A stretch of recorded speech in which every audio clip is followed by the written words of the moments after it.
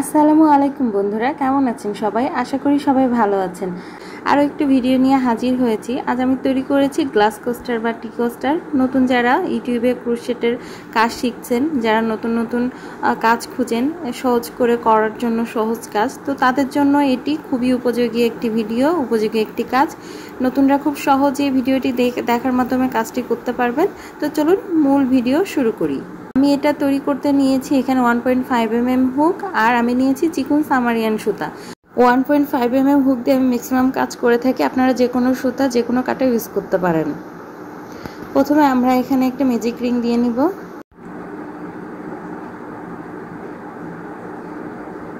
আমরা 3টা চেন দিয়ে নিব এবং সেম লুপের মধ্যে আমরা আরও 11টি ডাবল ক্রোশেট করব। 3টা চেন সমান একটি ডাবল ক্রোশেট, আর আমি আরও 11টি ডাবল ক্রোশেট করব। তো টোটাল এখানে হবে 12টি ডাবল ক্রোশেট। আমি বাকি ডাবল ক্রোশেটগুলো দিয়ে নিব। বাকি ডাবল ক্রোশেটগুলো নিয়ে নিলাম। এবার আমি ফার্স্ট প্রথম যে 3টা চেন নিয়েছিলাম তার 3 নাম্বার চেনের ভিতরে একটা স্লিপ স্টিচ দিয়ে জয়েন্ট করে নিব। দেন সেম স্পেস থেকে আমি 3টা চেন দিয়ে নিব পরের রাউন্ডের জন্য। দেন ওই সেম স্পেসে আমি আরও একটি ডাবল ক্রোশেট করব। আমি আগের রাউন্ডে করেছি 12টি ডাবল ক্রোশেট, তো এই রাউন্ডে আমার 12টি ডাবল ক্রোশেটের উপরে আরও 12টি ইনক্রিজ হবে। তো টোটাল হবে আমার এখানে 24টি ডাবল ক্রোশেট। তো আমি একটা লুপের মধ্যে 2টি করে ডাবল ক্রোশেট করব, তাহলে আমার হবে টোটাল 24টি ডাবল ক্রোশেট। আমার ইনক্রিজ হবে এখানে 12টি। আমি আরও কয়েকটি ডাবল ক্রোশেট করে নিচ্ছি। আমি একটা লুপে করছি 2টা করে ডাবল ক্রোশেট। তো এই রাউন্ডের কাজ মূলত এটি। আমি এইভাবে এই রাউন্ডের কাজ করব এবং এর পরের রাউন্ডে আমি আরও 12টি ইনক্রিজ করব। তো এইভাবে আমি এই রাউন্ডের কাজ শেষ করে নিব। আমি সেকেন্ড রাউন্ডের কাজটি শেষ করে নিয়েছি। এবার আমি প্রথম যে 3টা চেন নিয়েছিলাম তার 3 নাম্বার চেনের ভিতর থেকে সুতা এনে স্লিপ স্টিচ দিয়ে জয়েন্ট করে দিলাম। এবার থার্ড রাউন্ডের কাজ শুরু করব। এই জন্য আমি এখানে 3টা চেন নিব। 3টা চেন নিয়ে আমি ওই লুপে কিছু করব না, তারপরের ডাবল ক্রোশেটের উপরে একটা ডাবল ক্রোশেট করে দিব এবং তার সেম লুপে আমি আরও একটি ডাবল ক্রোশেট করব এবং তারপরের ডাবল ক্রোশেটের উপরে আমি আরও একটি ডাবল ক্রোশেট করব এবং তারপরের ডাবল ক্রোশেটের উপরে আমি 2টি ডাবল ক্রোশেট করব। তো এই রাউন্ডের কাজ মূলত এটি। আমি প্রথম ঘরে একটি করব, দ্বিতীয় ঘরে 2টি। তো আমার রেশিও হবে 1 2 1 2, এই রেশিও। তো এভাবেই আমি থার্ড নাম্বার রাউন্ডের কাজ করব। তো আমার এই রাউন্ডে ইনক্রিজ হবে আরও 12টি। তো টোটাল আমার ডাবল ক্রোশেট দাঁড়াবে 36টি। তো এভাবে আমি বাকিটা করে নিব। আমি থার্ড রাউন্ডের কাজ করেছি। এবার স্লিপ স্টিচ দিয়ে জয়েন্ট করে দিব থার্ড রাউন্ড।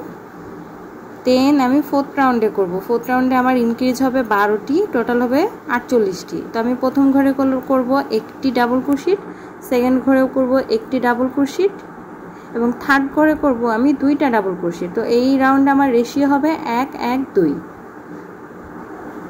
দেখুন বন্ধুরা, এভাবে।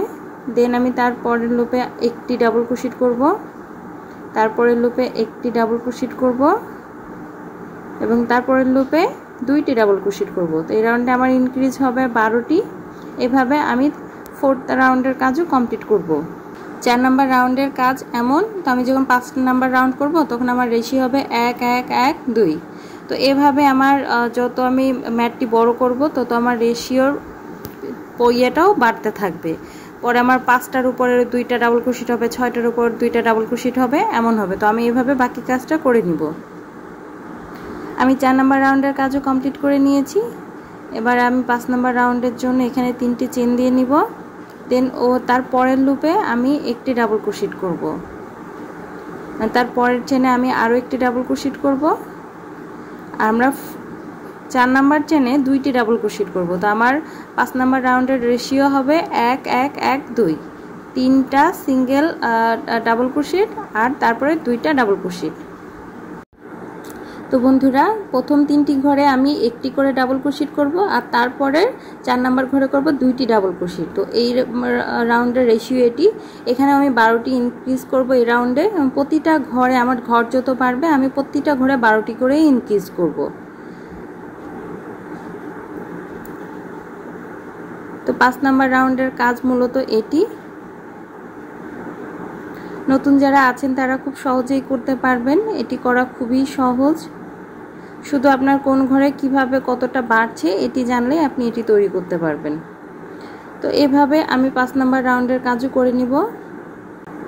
দেখুন বন্ধুরা, 3টির পরে 2টি হয়েছে, 3টির পরে 2টি হয়েছে। এভাবে বাকি কাজটা কমপ্লিট করব। 5 নম্বর রাউন্ডের কাজ শেষ। এবার আমি 6 নম্বর রাউন্ডের জন্য এখানে এক্সট্রা একটা চেন নিয়ে বাকি সুতাটা কেটে নিব। টি কস্টারটির ইনক্রিজ রাউন্ড আমি এ পর্যন্তই করব। আমি আর এটা ইনক্রিজ করব না। আমি এর লাস্টের ডিজাইনটা আপনাদেরকে দেখিয়ে দিচ্ছি। আমি এটা লাস্টে এভাবে ডিজাইন দিয়েছি। তো ডিজাইন দেওয়ার জন্য আমি এখানে সুতা চেঞ্জ করে নিব। আমি এখানে ব্লু কালারের সুতা নিয়ে নিলাম, চিকন সামারিয়ান। দেন আমি ওইটা একটা চেনের ভিতর ওটা লক করে ওই স্পেসে আমি আরও 2টা চেন দিয়ে নিব। দেন সেম স্পেসে আমি সুতা একবার নিয়ে কাটার সাথে নিয়ে নিলাম, ওই একই লুপের মধ্যে সুতা আর একবার নিয়ে কাটার ভিতর নিয়ে দিলাম এবং একটা লুপ দিয়ে বের করে দিব। এটা আমি করলাম হচ্ছে পাপ স্টিচ। দেন আমি এখানে 3টা চেন নিব। এই সেম স্পেসে আমি আরও একটি পাপ স্টিচের পাপড়ি করব। আমি সুতা এইভাবে নিয়ে কাটার সাথে রাখলাম, কোনো লুপ ছাড়বো না। আমি এইভাবে 3বার নিব, দেন একটি লুপ দিয়ে এটি বের করে দিব। দেখুন বন্ধুরা,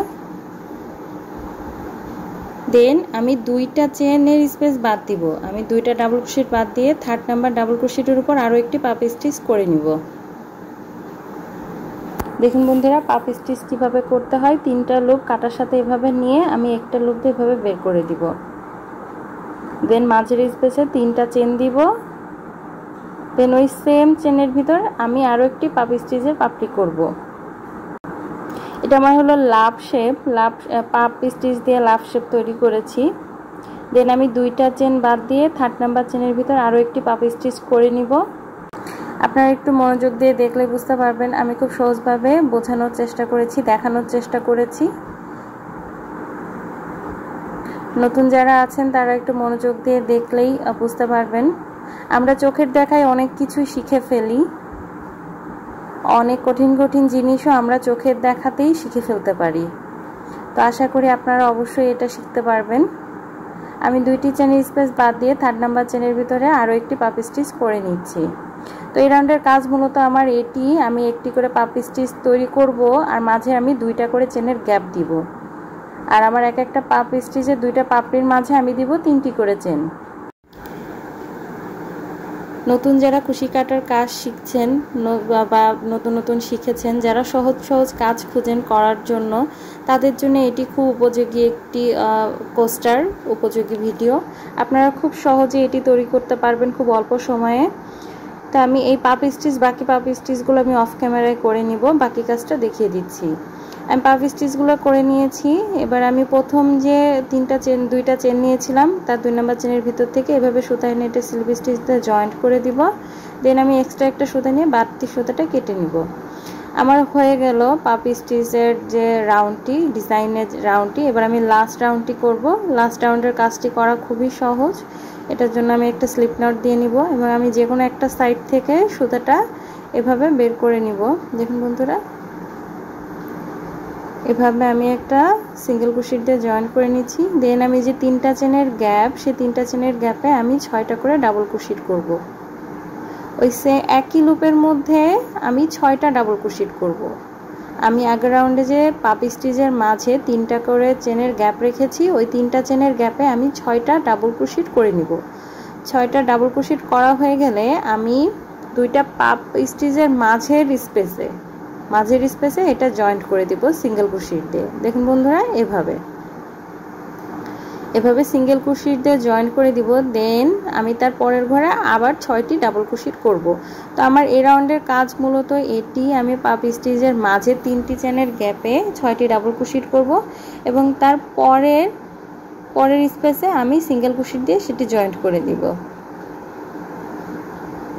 এটি আমার লাস্ট রাউন্ড, শেষ রাউন্ড। এভাবে আমি এই রাউন্ডের কাজটিও শেষ করে নিব। নতুনদের জন্য আমি খুব সহজভাবে বোঝানোর চেষ্টা করেছি, দেখানোর চেষ্টা করেছি। আশা করি আপনারা খুব সহজভাবে এটা দেখে শিখতে পারবেন এবং বুঝতে পারবেন। আমি আরও একটি করে নিচ্ছি। আমি একটি লুপের মধ্যে 6টি ডাবল ক্রোশেট দিচ্ছি।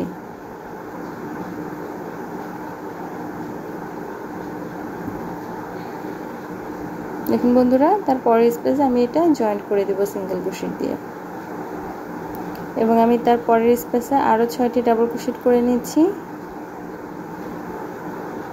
আমি প্রতিটা 3টে চেনের স্পেসে 6টি করে ডাবল ক্রোশেট করে নিব।